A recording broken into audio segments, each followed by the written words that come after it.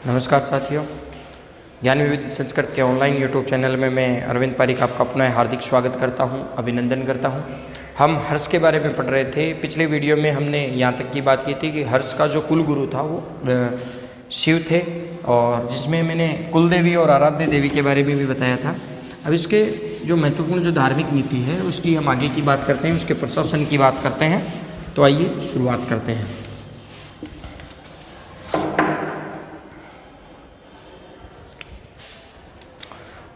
कन्नौज की धर्मसभा।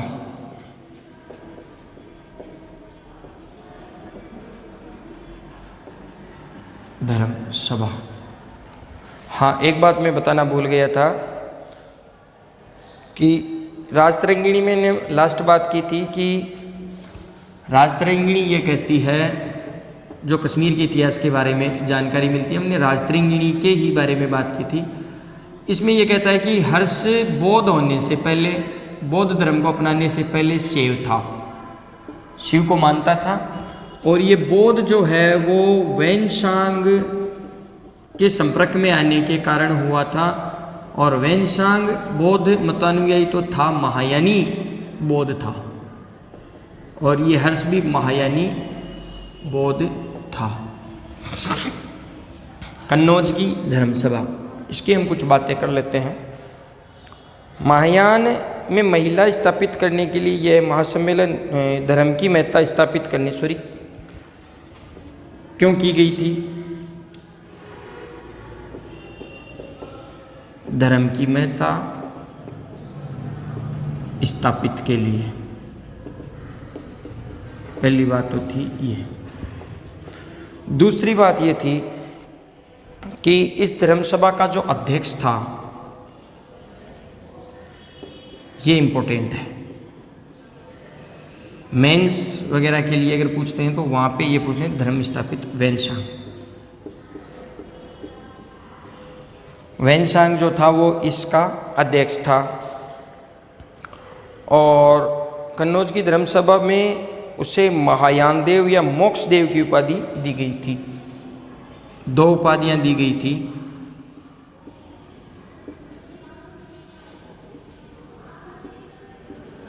महायान देव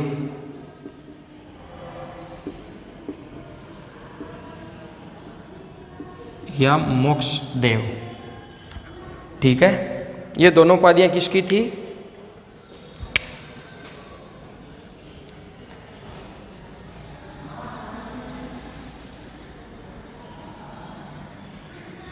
हर्षवर्धन की, वैनशांग की थी। अध्यक्ष बनाया गया था। इसके अलावा ये सभा 20 दिनों तक चली। सभा जो थी वो कितने दिनों तक चली थी? 20 दिनों तक चली थी। इसमें ये कहा गया है कि जब ये सभा चली तो एक जुलूस निकला था। जुलूस में सोने की प्रतिमा बनाई गई थी, और आगे आगे है ना, भगवान की जो रथ यात्रा होती है सेम वैसे ही ये मान के चलो। ब्रह्मा के रूप में भास्कर वर्मा थे, ये बातें थोड़ा लिख लीजिएगा। ब्रह्मा के रूप में, क्योंकि भास्कर वर्मा जो था वो कहाँ का शासक था? कमेंट बॉक्स में कमेंट कीजिएगा। मैंने पहले बताया था कि भास्कर वर्मा उसका समकालीन शासक था, है ना। कहाँ का था? कामरूप का था, है ना। तो ब्रह्मा के रूप में भास्कर वर्मा थे, ठीक है। वह शक्र इंद्र के रूप में हर्ष, इंद्र का अन्य नाम, और इंद्र के रूप में, इंद्र का दूसरा अन्य नाम मिलता है हमें, शक्र के रूप में था अपने हर्ष भगवान या हर्षवर्धन। ये ध्यान में रख लेना। ब्रह्मा और इंद्र, इंद्र के रूप में तो थे हर्ष स्वयं थे, और ब्रह्मा के रूप में भास्कर वर्मा थे, और भास्कर वर्मा कामरूप के शासक थे। महात्मा बुद्ध के अनुचर की भांति चल रहे थे, ठीक है। इस सम्मेलन ने हर्ष ने 500 ब्राह्मणों को देश से निर्वासित कर दिया गया था। ये ध्यान में रखना भी। 500 ब्राह्मणों को, संख्या ध्यान में रखना, को देश से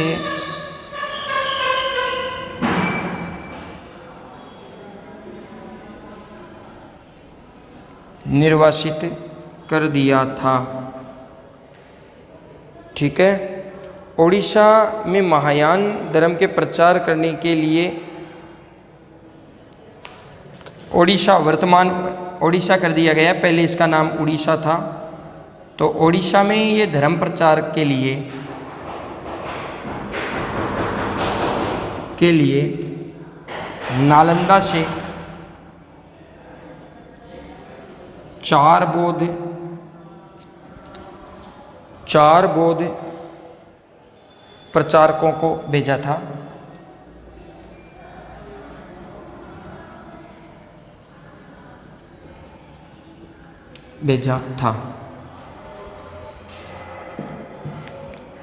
इसके बाद 635 में प्रयाग में ये तो होती है। इसके बाद में 635 ईस्वी में भी एक महामोक्ष परिषद होती है।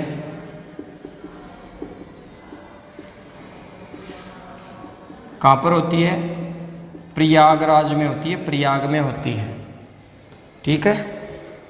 435 ईस्वी में हुई थी। दान देने के लिए यह परिषद प्रति 5 वर्ष आयोजित होती थी। ये दान देने के लिए होती थी और प्रति 5 वर्ष होती थी। दान देने के लिए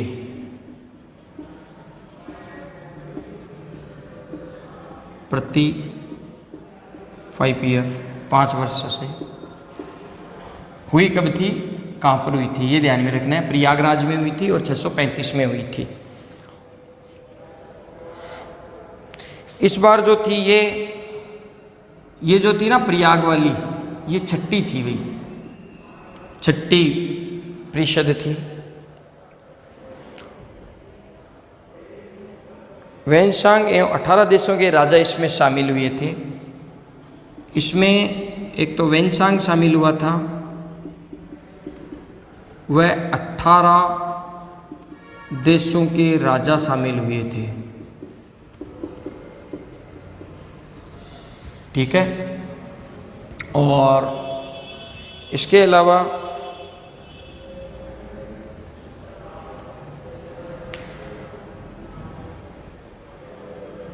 पिछहत्तर दिनों तक चला था ये कितने चला था? 20 दिन। ये 75 दिनों से 75 डेज।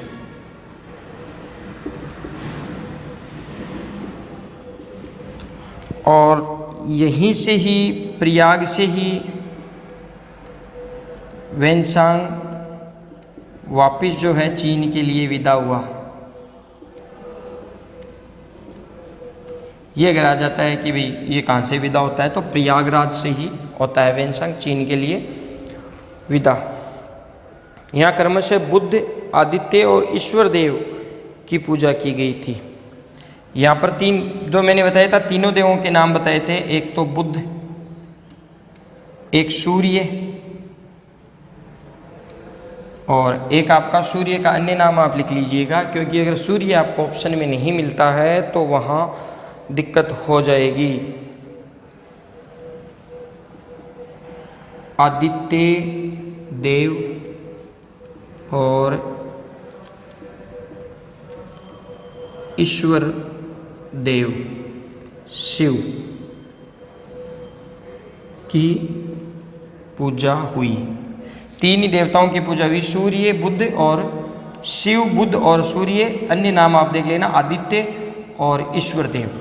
सूर्य का आदित्य देव और उसका ईश्वर देव, ये आप इतना देख लेना।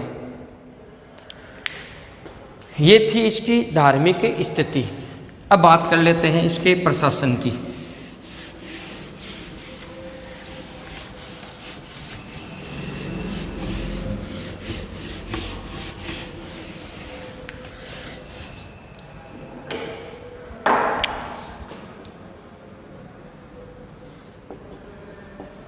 हर्ष का प्रशासन।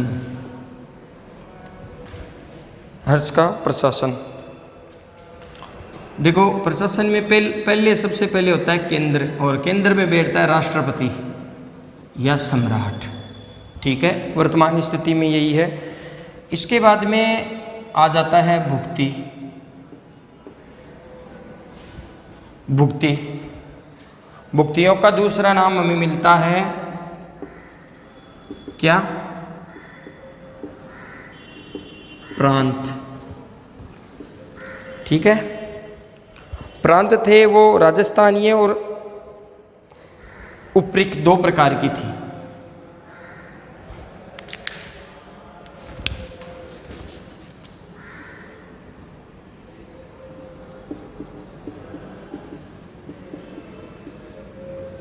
अपने राजस्थान से याद रह जाएगा ये तो।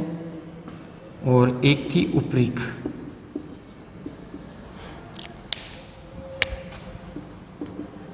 बड़ी भुक्ति, छोटी भुक्ति के लिए।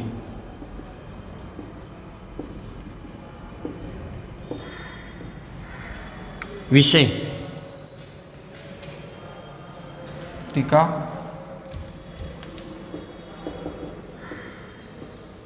प्रमुख। ठीक है, राजस्थानीय और उपरिक भुक्ति में दो थे। जो छोटी भुक्ति होता था उसका जो प्रमुख था वो उपरिक कहलाता था, और बड़ी होता था उसका राजस्थान। देखो राजस्थान बड़ा था और उत्तर प्रदेश, याद रह जाएगा कि राजस्थान जो है वो ये मान के चलो कि उत्तर प्रदेश से छोटा है, बड़ा है, सॉरी, राजस्थान सबसे बड़ा है, ये मान के चलो। तो राजस्थान बड़ा और उप से उत्तर प्रदेश याद रख लो आप, उत्तर प्रदेश छोटा, ये याद रख लो।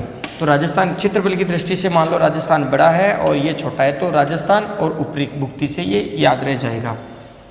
विषय जो था उसका दूसरा नाम हमें वैसे पढ़ लिया था गुप्त काल वगैरह में, जिला, और प्रमुख था इसका विषयपति।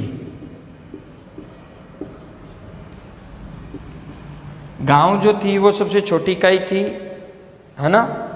तो इससे उसमें हमने पढ़ा था पेठ, और यहाँ इसका नाम हो जाएगा तहसील का पाठक। पाठक से छोटे हो गए अपने ग्राम। ठीक है, और ग्राम 3 प्रकार के थे भाई।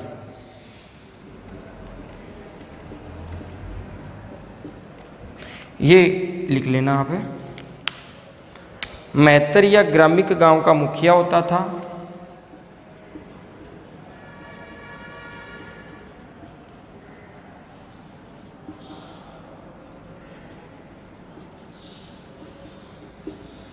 गांव का मुखिया महत्तर, परमात्तर,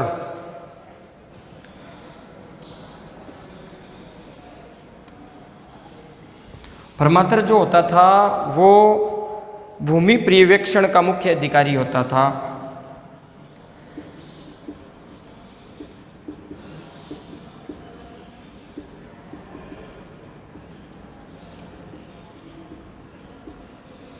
मुख्य अधिकारी।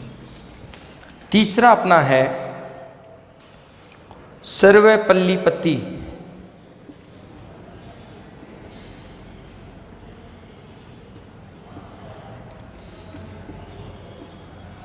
सभी गांवों का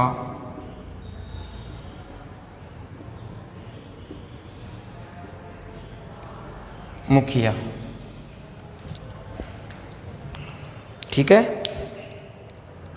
वेनसांग के अनुसार हर्ष के समय समय पर प्रशासनिक दौरा करता था। वेनसांग ये कहता है कि हर्ष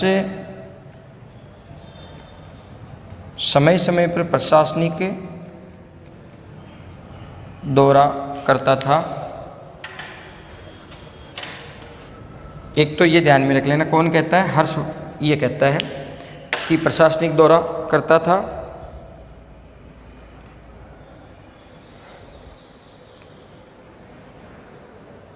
इसके अलावा इस दौरान उसको रहने के लिए अस्थायी आवास बनते थे, जिसे जय स्कंदावार, कि भाई जब दौरा करता था तो वह अस्थायी आवासों में रहता था, है ना। ये तो सीधी बात है, हम कहीं जाएंगे तो होटल या धर्मशाला में रहेंगे। मान लो एग्जाम देने जाते, अपने घर तो होते नहीं है, तो उसको जय स्कंदावार कहा जाता था। ये ध्यान में रखना भाई। कहा जाता था। ठीक है। हर्ष चरित्र में जो प्रांतीय शासक को लोकपाल कहा गया है, हर्ष जो चरित्र है बाणभट्ट की में लोकपाल, लोक प्रशासन पढ़ते हैं तो आता है ना लोकपाल, वही लोकपाल। तो प्रांतीय जो शासक होते थे उनको लोकपाल कहा जाता था। ठीक है। ताम्रपत्रों पर 3 या 4 प्रकार के कर मिलते हैं। हर्षकालीन जो ताम्रपत्र हैं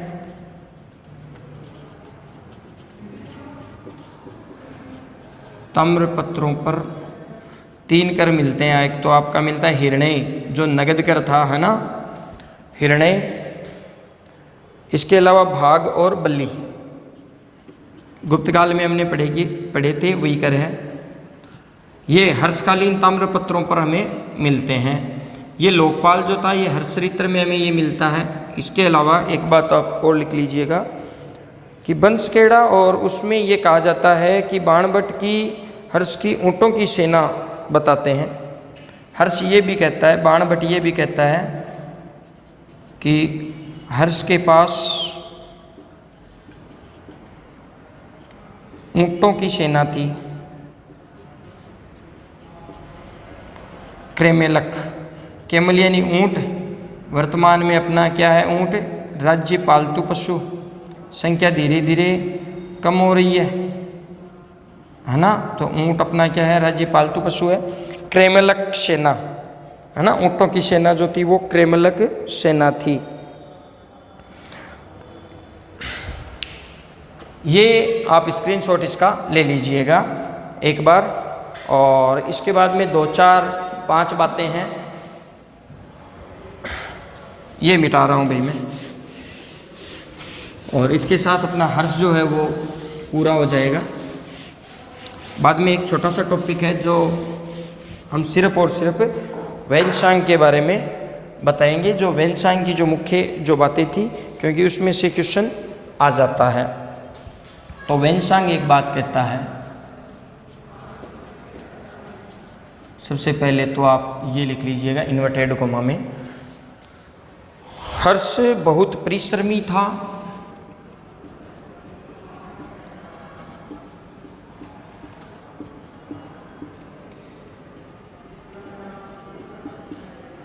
हर्ष बहुत परिश्रमी था और सत्कार्यों में नींद व भोजन भूल जाता था। सत्कार्यों में वह नींद व भोजन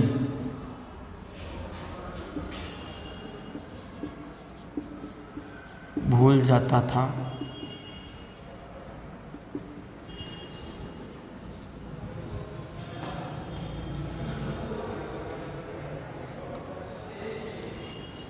अब बात करते हैं हर्ष का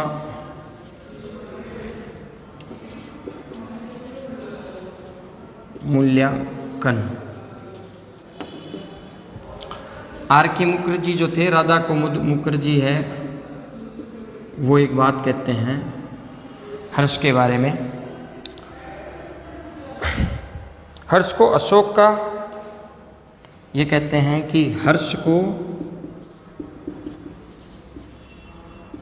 अशोक का व समुद्रगुप्त का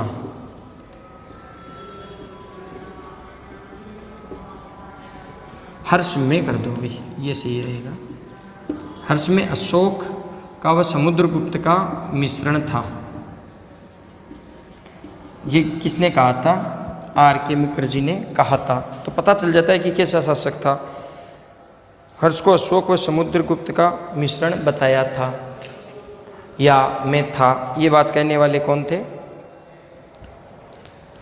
सबसे इम्पोर्टेंट बात आप लिखिएगा कि उत्तर भारत का ये क्वेश्चन आता है कि उत्तर भारत का अंतिम हिंदू शासक कौन था। तो उत्तर भारत का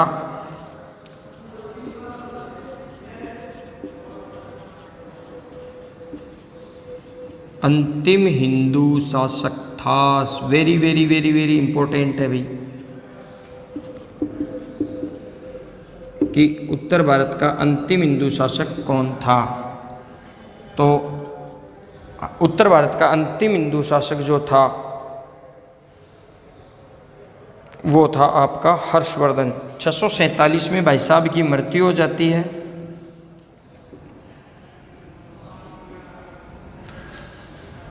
मांस मीट को ये त्याग देता है, पशुओं की जो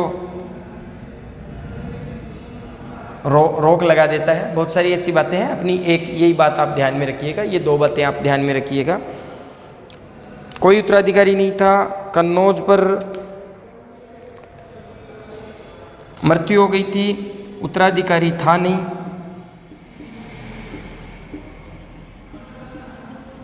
और कन्नौज पर किसका अधिकार हो जाता है? अर्जुन नाम का कोई व्यक्ति होता है, अर्जुन का अधिकार हो जाता है। ठीक है। और इसके बाद में ये माना जाता है कि हर्ष की मृत्यु के बाद में कन्नौज का शासक यशोवर्मन हुआ। ये ध्यान में रख लेना भाई। हर्ष की मृत्यु के बाद, मृत्यु के 75 वर्ष के बाद, 75 वर्षों के बाद कन्नौज का शासक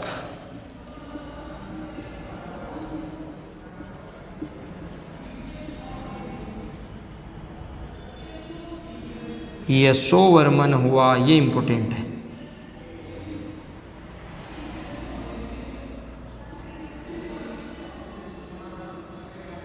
यशोवर्मन हुआ। हर्ष की मृत्यु के 75 वर्षों के बाद यशोवर्मन हुआ, जिसकी जानकारी हमें उसके दरबारी कवि किससे मिलती है?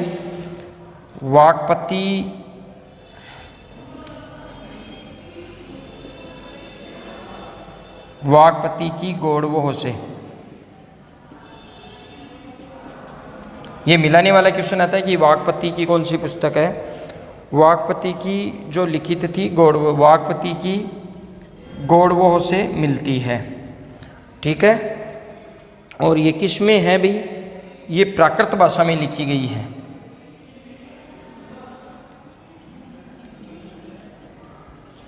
प्राकृत भाषा में लिखी गई है। ठीक है। तो ये एक बार देख लीजिएगा। मूल्यांकन आर के मुखर्जी कहता है हर्ष के दरबार में अशोक का और समुद्रगुप्त का मिश्रण था। उत्तर भारत का अंतिम हिंदू शासक कौन था? हर्ष था।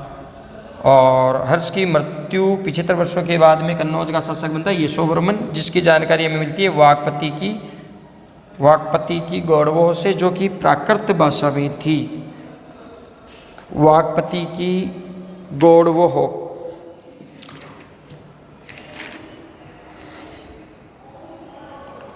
में मिलती है।